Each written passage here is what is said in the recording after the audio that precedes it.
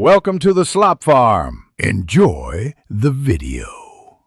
You start by getting the basics right, so open TikTok and update it now. This fixes many incompatibilities. Next, make sure your phone OS meets app requirements and you have enough free space. Low storage blocks background features.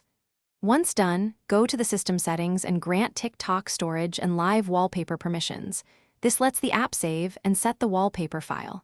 If prompted, accept overlays and draw over permissions so the live wallpaper can display correctly. Now you pick the content and perform the configuration step. Open the TikTok video, tap Share, then choose Set as Live Wallpaper. This exports the clip. Trimming helps match file limits.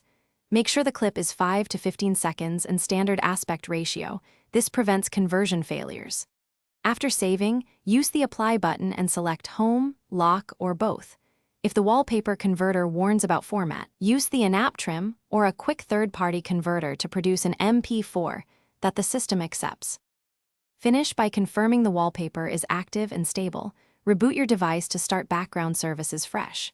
If the image remains static, reapply the live wallpaper or recreate and export the clip with slightly different length or resolution. Make sure TikTok still has permissions after reboot.